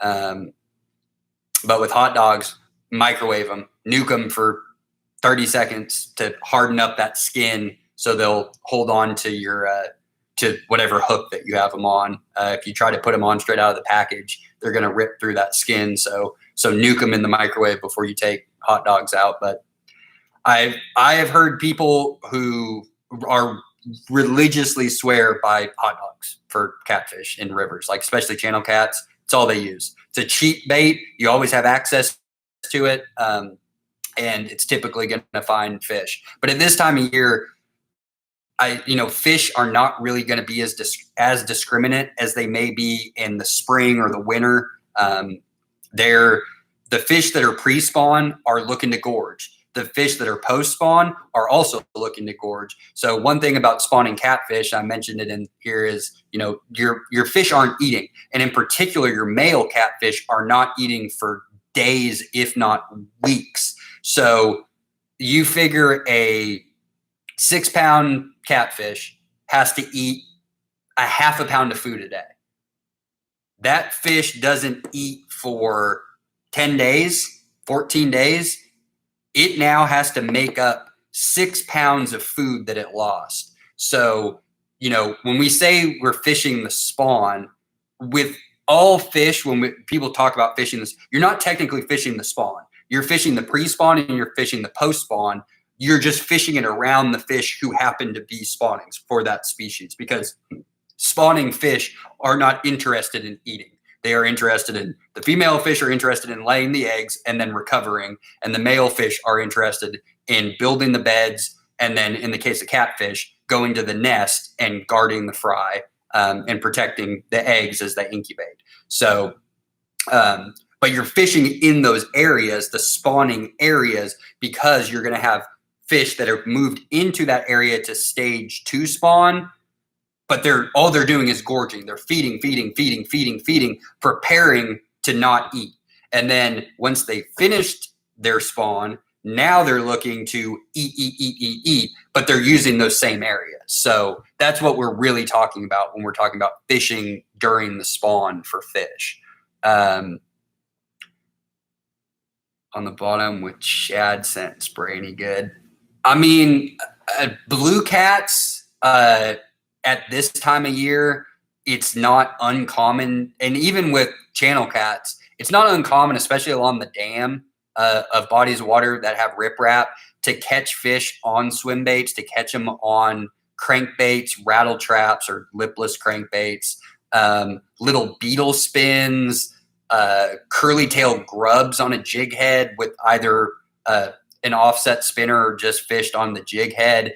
They're just super active. They're just looking to feed. And the primary food source for these catfish is going to be shad or bluegill fry or whatever, is there, but it's going to probably be a fish. So it's not something that I would recommend using as your target. But if you do go out, especially if you're on a boat, if you want to troll a few different types of crankbaits and swim baits and umbrella rigs, you are more than likely going to run into, especially blue cats at this time of year.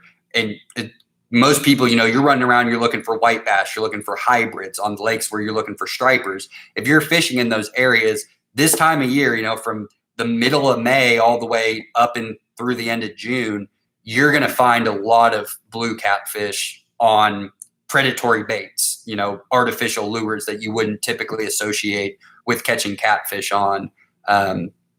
But smaller swim baits and grubs in areas that have heavy concentrations of channel cats that are in those types of riprap areas, you'll also catch them as well. I wouldn't use it as my primary bait source to target those fish. But if you have a line out, if you can soak a line, if you're on a boat or on a bank and you're soaking one, you might as well have another rod out actively fishing to try to catch bass. And, if you can catch catfish that way, great. The access Skeleton Creek and Deep Fork River to fish from the bank. Again, there's not really a lot of public access. And the places that you see people fishing from the road and things like that, in some spots of the state, that's just kind of an agreement between either the county or the city, where they're like, you guys can fish here because, ODOT owns it or the county owns it or the city owns it. And it might be a right of way. And they're like, yeah, we don't care if people fish.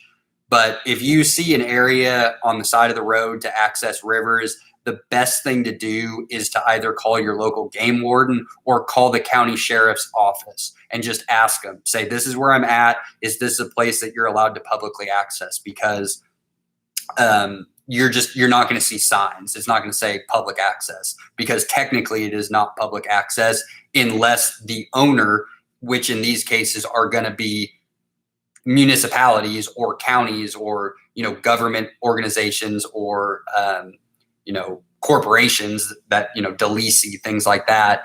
If you don't have explicit permission from the owner of that land, you are technically trespassing. So I can't tell you that you can go fish there, go fish anywhere on the side of the road, even if you see people fishing there, because I don't have the authority to say that that's public. Now, in most cases, a quick phone call is like, yeah, no problem, you're fine. Clears it all up, but you're not going to find information like that currently, through the Department of Wildlife. We are working on a mapping system with our wardens, with counties and cities to acquire that information to hopefully in the not so distant future provide that information as public to say, hey, here's access spots along a road that you are allowed to fish. This is who owns it. These are the emergency contacts. But currently today, I can't provide that information with any accuracy from a legal standpoint. Our catfish is hungry as they're during the pre-spawn as the post-spawn. It's two different types of feeding. The gorge is building up calories to exhaust themselves. So is there a limit to what they're like, okay, I'm good? That's for the fish to know. But the feeding pattern is similar. So they're voracious. They're looking to eat. Your pre-spawn and your post-spawn, the bite is going to be very similar and it's going to be in the same area. Unlike bass or crappie where they push up really shallow and then drop off into the deep and you fish them in very different patterns, pre and post spawn, catfish, you're pretty much fishing the same exact area pre-spawn as you are in the post-spawn at this time of year. So anywhere where you can find active feeding fish and get into them in good numbers, if you hit that day where it's just like there's no rhyme or reason, I'm just not catching fish, give it a few days, come back. Not good, come back a few days later. Again, it's just going to depend on the size of the body of water, and then the abundance of catfish in that body of water. Like I said, most bodies of water in Oklahoma, the spawn doesn't really create a lull because it's so drawn out and there's so many fish that you just constantly are just getting those holes just refill with active fish on a daily basis. So it's not really that big of an issue, but hungry is probably not the right word because fish aren't like people. It's more of a primal caloric intake deal. So they're just what they lost, and then they'll hit a certain point where then it's time for summer pattern. And a lot of that is more dependent on the water temperature and the weather than it is on whether or not they've gorged themselves to death. Fish will eat until they throw up. Just like if you ever have a dog that doesn't know when to stop and it gets into leave a dog food bag out and it eats the whole bag. They don't know when to stop. It's the same thing with fish. They're gonna eat until they're basically throwing up the fish because their stomachs can't take it anymore. But then the light cycle, as we get in, days get longer, nights get shorter, water gets hotter. Then they'll start to push back out into that deeper water for the summer. And then they'll come back in and gorge again in the fall, similar to what they do in the pre and the post spawn as they prepare for winter when they push out into warmer water, deeper water, but less food sources. So they're not going to travel for food as often. Their metabolism is going to slow down. And they're only going to actively feed when it's advantageous for them from a biological standpoint. So when you get to the winter, a fish is not going to go out of its way to spend calories, to expend energy to go chasing one bait fish. They may, with proper weather conditions, water temps, push up into an area that's holding bait fish for a day and feed. So typically in the winter, when you're targeting catfish, you're looking for those wintering grounds to drift over them over and over and over again with bait, because they will eat. You just got to be slow and you got to put it right in front of them. But at this time of year and they're going to be that way in the summer as well. And in the dog days of summer, that's when people talk about, catfishing is better at night. It's not necessarily better at night. They're feeding during the day. You just have to go to them out in the channels. But at night, surface temperatures cool down maybe 5 degrees, 6 degrees, depending on how much sunlight there was, how hot the water currently is, and what the outside temperature was during the day. So when it cools down at night, those shad push up to feed and they get into that shallow water, and then those catfish follow them right in, because while the water temp might have been 85, at 5 o'clock, by 1 o'clock in the morning, that water is 81 degrees, 80 degrees. That's enough of a change for them to tolerate it to then push up into the shallow water. So when you hear people talking about catfishing at night, that's really where that comes from. It's the dog days of summer. Shad push up into the shallow water overnight because it's cooler. They get away from predators, and then the predators follow them in. Because when it's hot, those shad can sit up on top. They can move around a big body of water, and those catfish and those bass and those temperate bass and those predators that rely on shad as their food source, they're hunkering down in the thermocline, down in cooler water, and they're like, it's not worth the energy to go up to feed. So they wait until the low light hours, the nighttime hours, where the surface temps come down, where they can push into that shallow water to follow that bait. So that's really where that kind of concept of night fishing for catfish comes from. Now in creeks and rivers, that really is not, you're just going to have more active fish. They're going to be searching and moving into areas. But in flowing water, your water temp stays pretty consistent throughout the day because it's moving, it's oxygenated. And that's why areas, like I said, Blue River, is an awesome actual river to be able to go to where you can walk the bank and you have public access. But aside from that, if you're looking for a place to go over the summer, and in some areas, as we get past kind of the flooding season, as we get later into June and there's not as much of a threat of flooding waters, heavy rains, we've been able to drain water. Then taking your kids or taking family members to tailwaters to go fish, because below dams at any major reservoir, when they're not pumping out a ton of water, are great summertime fisheries for rivers that you can access. Just unfortunately, if you want to fish stretches of, the river itself and fish it in its, more of a natural state, it's just tough because there's just not the public access. So with that, we got 15 minutes left. I've touched on pretty much every topic that I wanted to touch on. So it's Q&A time.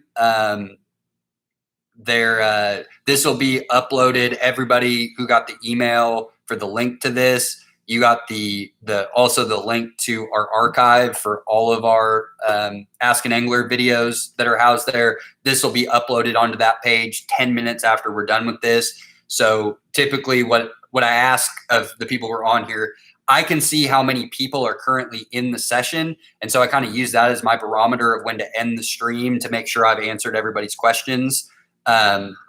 You have my contact information from the email. If you think of something later, send me an email, shoot me a text, send me a phone call. I'm always down to talk fishing. But if you've gotten all the information that you've needed out of this, hop off. That way I can see that we're done. And then I'll end the stream. And then if you go back, you can, like I said, it'll be uploaded onto our archive 10 minutes after I end the stream. And you can go back and be like, oh, there's 15 more minutes. And you can just watch those 15 minutes for the questions that get answered. Other than that, I'll give it a couple of minutes. And if I don't see people hopping off or if I don't see questions going, I'll go ahead and end the stream. But fishing ought to be getting good here for catfish in particular. It's been a wacky spring. It's been a wacky few years of springs. It seems like Oklahoma is getting less and less of a true spring warm up. It seems like we're either flooding and going from cold to hot without a whole lot in between. This year we dealt with a lot of north winds. It was brutal.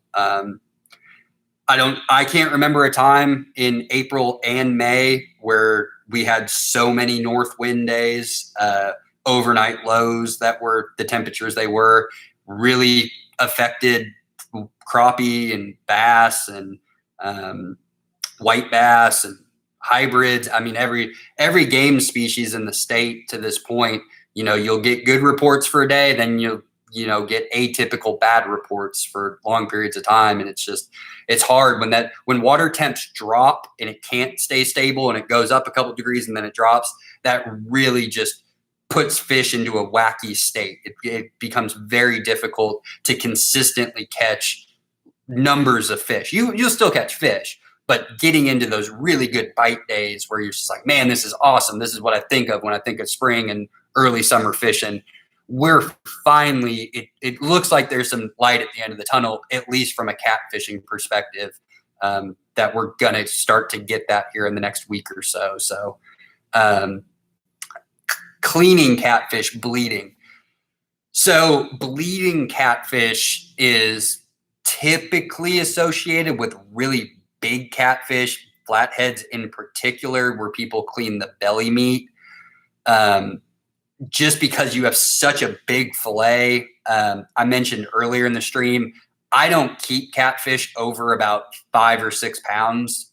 Anything like that, if it's a real big fish, snap a picture, throw it back in. It's fun to fight them, but I won't clean fish that are 10 pounds, 20 pounds. It's a lot of work. And that's where people will bleed them. They'll hang them like you would a deer and let them bleed. Just because when they get to that size, for a number of different reasons, they're going to have different tastes. Some people say they get mushier. Some people say they have a weirder taste, a muddier taste, or a tinier taste. The longer a fish stays alive, the more opportunity it has to ingest chemicals and and whatnot from the food chain. So typically your 2 to 6 pound fish, those are your box fish. Those are your eater fish. They're easy to clean. They taste great. You can fill up a freezer. So stuff like that. You might just, do a quick Google search for, best tips for bleeding a catfish and see what people have to say. The only knowledge that I have of that is people who they bleed flatheads, like really, really big ones. And supposedly that helps with the taste, but I wouldn't know because I won't clean a fish that's that big. If I keep getting nibbles from smaller catfish, but they're not hooking up, I heard it will help.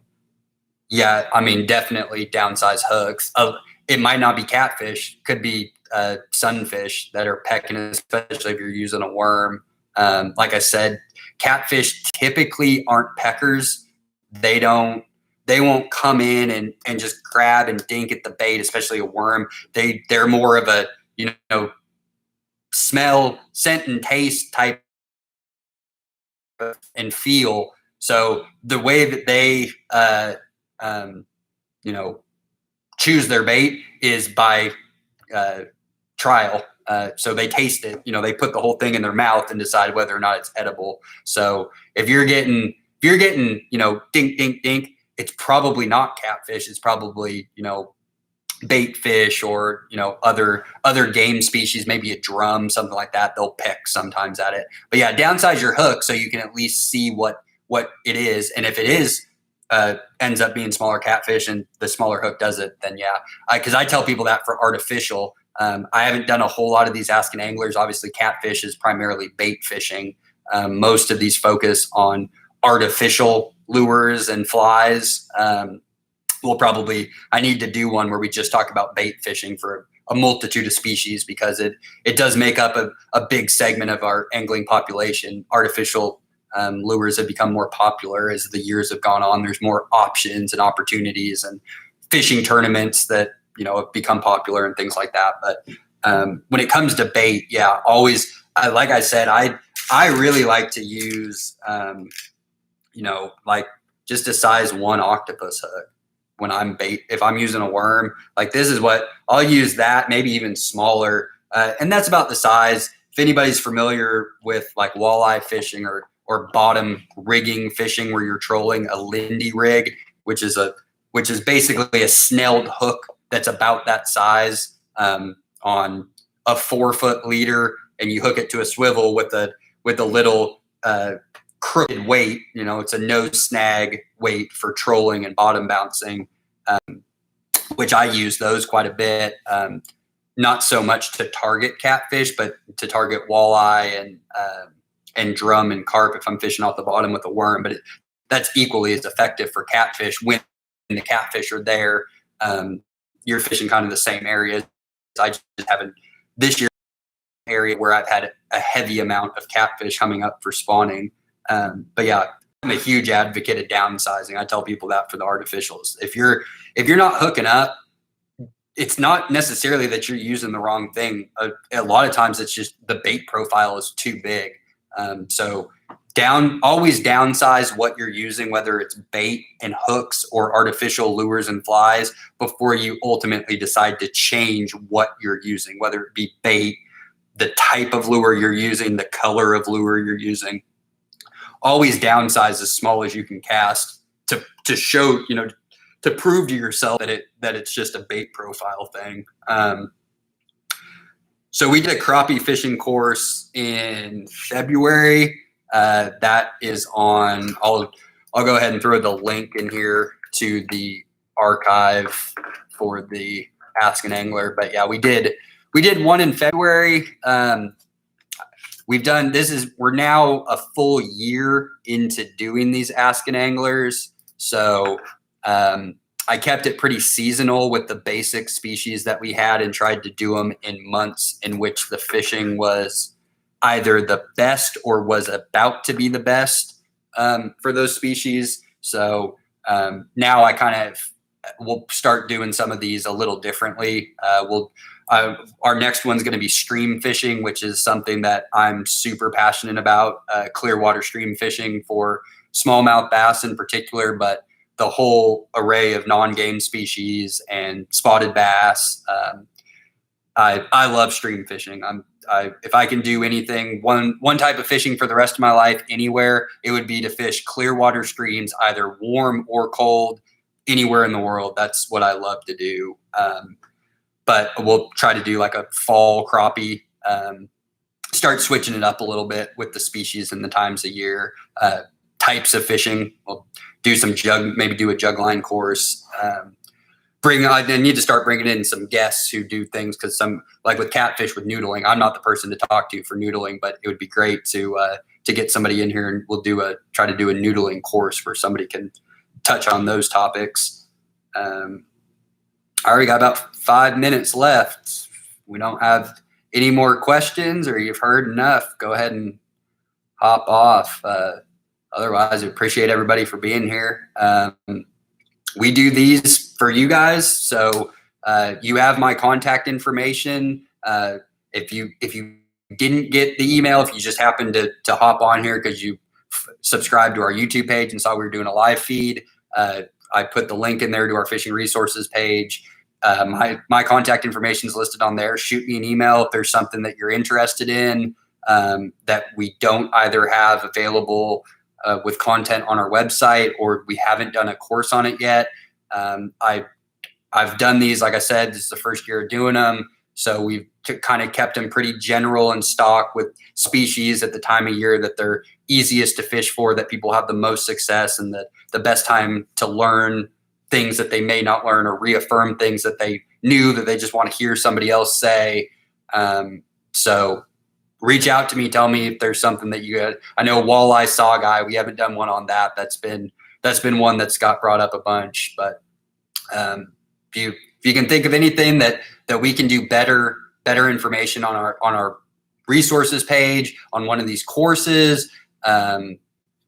If we've done Instagram Live, Facebook Live, out on the water, anything you can think of, shoot us ideas, because we do these for you guys. We want you to be as successful as possible, feel comfortable and confident anytime you go fishing. I'm here to help. So if I know something at a body of water or somewhere and you have a question, I'm going to tell you everything that I know, because if you go to fishing forums, people can be tight-lipped. That's just the nature of hunting and fishing culture over the years. People want to keep their secret spots and things like that. I got no problem sharing every place and hot spot, and what I want everybody to go out and be able to catch fish, because it's what I love to do, and I hope you all love to do it as much, and you share it with your family and friends, your kids, pass it on to the next generation. That's what's going to keep us going. So with that, I don't see anything else. So I'm going to go ahead and end the stream. I appreciate everybody for being here. Tight lines, stay safe, and have fun. Have a great summer.